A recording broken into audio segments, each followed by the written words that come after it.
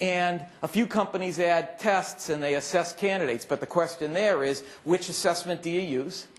And there are 4 types right there, plus honesty integrity tests. I'm not going to take the time to explain the differences. I'll just make a couple blanket statements.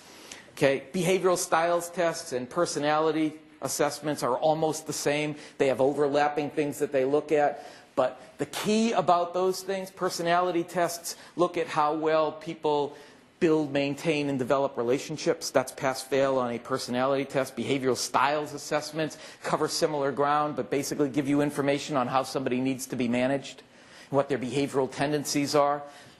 Neither one of those assessments were built for sales.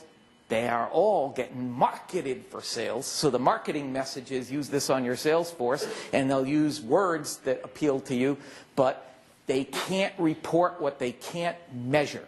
And they can't measure anything sales specific, because every question of every one of those tests takes place in a social context, and then they start making all kinds of stretches and assumptions as to what that stuff means. The best example I can give you is this one. How many of you have ever worked with a popular personality or behavioral styles assessment, like DISC or Caliper or Profiles International or Predictive Index, one of those? Okay, they're all great tests. They're all very accurate. They just don't work in the sales function. Use them for every other function in the company, but not for sales. They don't work as development tools, and they don't work as hiring selection tools, because the information just isn't predictive. It doesn't correlate. Here's the best example I can give you. Most of the personality assessments and behavioral styles assessments measure something called drive. Have you all seen that in the assessments? Okay. Now think about your executive team. You and a whole bunch of other people in your company on the executive team. Is there anybody on that executive team that doesn't have drive? They're all driven, or they wouldn't have made it to where they made it. They all have drive. But I promise you, you got a whole bunch of people on that executive team that you wouldn't want to put a bag on their shoulder and tell them to go out and sell something. They don't have drive to be successful in sales. But that's just one of dozens of examples where they are claiming to be able to report things that are useful to you. We look at their desire for success at selling. Anybody that's reached a pinnacle in business has drive. That doesn't translate to sales drive. So it's important that when you use an assessment, it has to be one that was built for selling, that's in a sales context, that gives you sales relevant information, that's predictive of on-the-job sales performance. So most of those things are all in the same bucket. Variable number 2 is where you use the test in the assessment. Now, in the old days, if we go back maybe 6 or 8 years, clients used an assessment at the end of the sales process. They'd whittle their candidates down to a handful, and then they'd assess. Here are the people I love, and now we'll assess them. And in my opinion, once you've fallen in love with candidates, why bother assessing? Because you're not going to do what the assessment says. Given a choice, follow my gut, follow the assessment. Everybody follows their gut. It's just a total waste of an assessment if you wait till that point in the process. So maybe 6 years ago, we successfully moved about 8,000 companies to an earlier phase in the process where they were assessing prior to the interview. And back then you could. And that way they'd be armed with information for the interview, and they wouldn't waste their time interviewing candidates who weren't recommended. That was much more effective.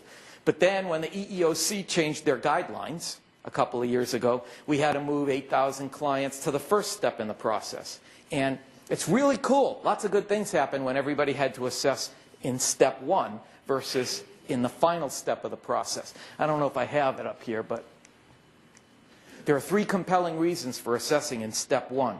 The first of the compelling reasons is that after about 6 months, when the data came in, all the companies who had moved to the first step in the hiring process had 50% more hireable candidates than the companies who were still assessing in the pre-interview or the final stage.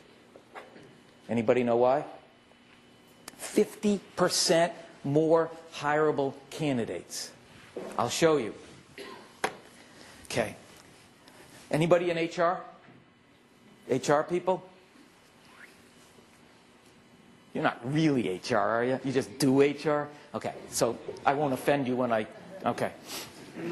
So here comes a stack of resumes, okay? And now in a bigger company, HR's got the stack of resumes. In a smaller company, it's you.